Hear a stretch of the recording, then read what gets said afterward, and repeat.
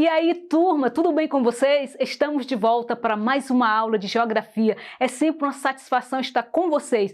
Dessa feita, a nossa aula vai tratar de desenvolvimento sustentável para você, aluno da segunda série do ensino médio. Como vocês já sabem, eu sou a professora Miriam Lira e ministro aula de geografia na rede estadual do estado do Acre. A nossa aula de hoje, nós vamos tratar do desenvolvimento sustentável. Quando você ouve essa palavra, desenvolvimento, todo mundo sabe. É algo que se desenvolve, algo que você consegue aproveitar. Aí você lembra de recursos naturais, você lembra do solo, que todos os recursos naturais que nós utilizamos, é claro que vem do meio ambiente, vem do solo. Então, vem o outro termo, sustentável. O que seria um desenvolvimento sustentável? Aí você pensa, desenvolvimento eu sei o que é, mas sustentável, aí vem vários conceitos. Mas o mais aceito é que o desenvolvimento sustentável seria nós conseguirmos utilizar os recursos da natureza de forma sustentável. Como é que eu faço isso? Eu tiro os recursos da natureza, mas sem destruí-lo totalmente, sem esgotar esse recurso totalmente, para que fique também para as futuras gerações. Aí a gente vai conhecer na aula de hoje quais seria a importância de preservar para as futuras gerações e quais seriam esses recursos naturais que nós podemos preservar. A gente entra na questão de desenvolvimento sustentável, recursos naturais renováveis e não renováveis, ok? E a gente vai pensando em como liberar. Quando você vê, por exemplo, o látex sendo retirado da seringueira, é um desenvolvimento sustentável? É, porque você não desmatou, você não derrubou a seringueira para tirar o látex. Quando você tira o óleo da copaíba, quando você extrai o açaí, então você vai tratando que isso é desenvolvimento sustentável. E isso é um conteúdo que sai muito no Enem, a gente ouve muito falar sobre essa questão de pensar em um desenvolvimento sustentável. Aí vem outro termo que é importante na hora que você fala em desenvolvimento sustentável, que é preservação e conservação ambiental. Qual a diferença entre esses dois termos? Nós estamos vendo aí na imagem uma árvore com um nome, entrada proibida, e do outro lado não tem nada de proibido. Então seria, quando eu falo de conservação ambiental, é algo que eu não posso tocar, que eu posso até olhar. A gente tem no Brasil alguns parques, como aqui nós temos o Horto Florestal, o Parque Chico Mendes, que são áreas de preservação. Você pode andar, caminhar na trilha, mas você não pode desmatar, extrair o látex das seringueiras, que lá tem seringueiras, você não pode. Então é total proibido, é preservação total daquele ambiente, daquela área. Mas tem locais que são as reservas extrativistas, que nós também temos várias aqui no Acre, que pode ser explorada, mas de forma sábia, onde as pessoas podem retirar os recursos da natureza, mas sem destruí-las totalmente. Aí sim seria uma área de conservação ambiental. Aí entra novamente o termo desenvolvimento sustentável. Eu entrei naquele local, eu usei, tirei o látex daquela seringueira, mas ela vai servir para ser utilizada outras e outras vezes.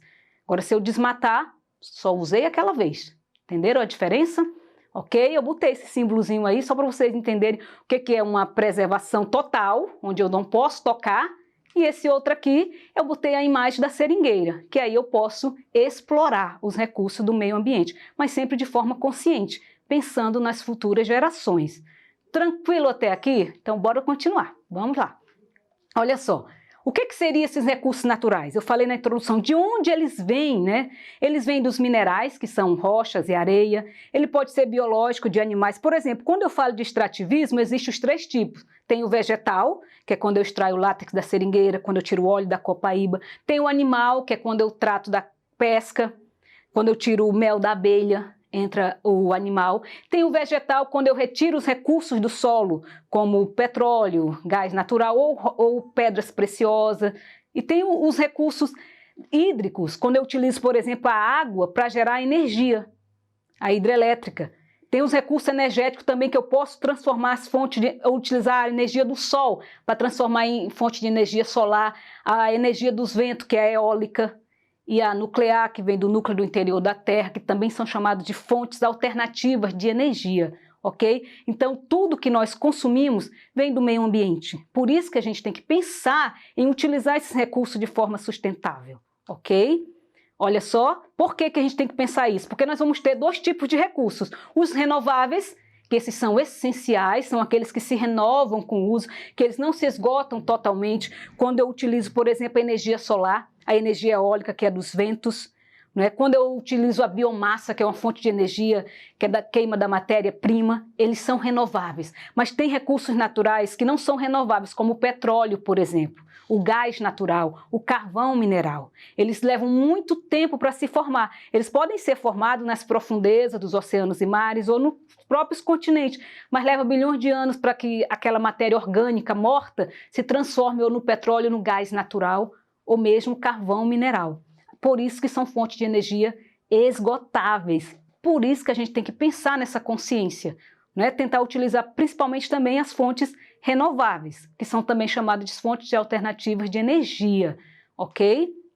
Beleza? Então, a questão de pensar no consumo urgente, né, desses recursos. Seleção do lixo, reciclagem, como é que eu preservo o meio ambiente? Como eu deixo para as futuras gerações? Reflorestamento.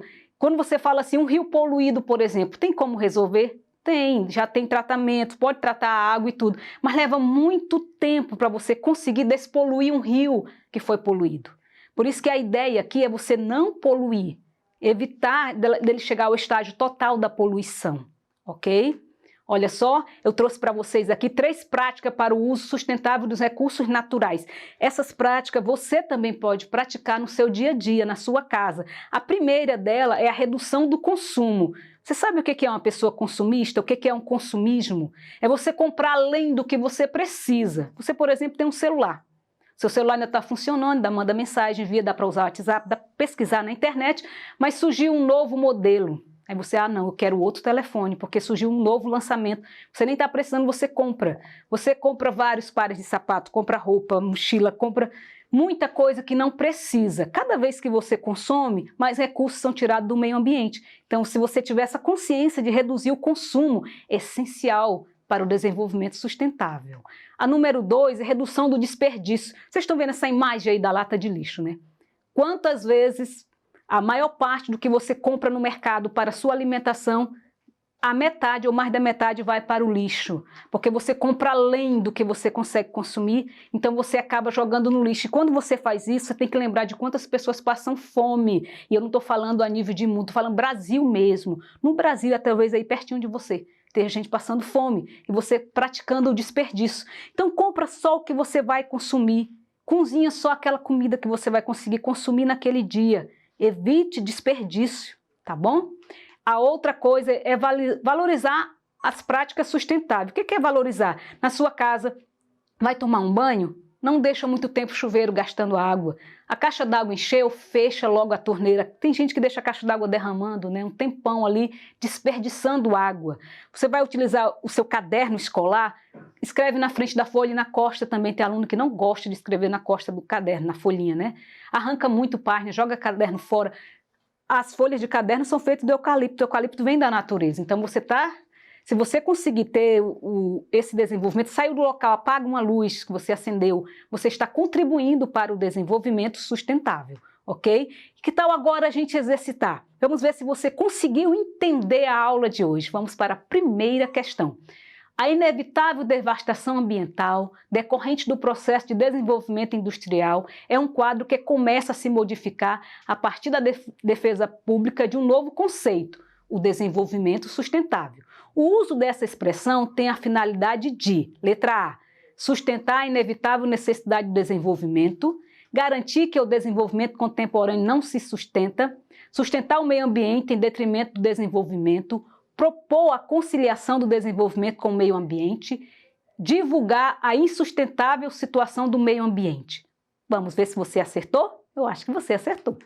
Parabéns aí para quem acertou, né? A resposta correta é a letra B. O desenvolvimento sustentável, ele objetiva proporcionar o desenvolvimento socioeconômico de forma planejada e em harmonia com o meio ambiente, de forma que não comprometa a capacidade de suprir as necessidades das futuras gerações. Parabéns mais uma vez para quem acertou. Vamos para a próxima. A partir dos seus conhecimentos sobre sustentabilidade e meio ambiente, assinale qual alternativa apresenta corretamente uma ação sustentável. Vamos ver qual é que apresenta uma ação sustentável. Letra A. Separar os resíduos domésticos para coleta seletiva. Utilizar sacolas plásticas nas compras do supermercado.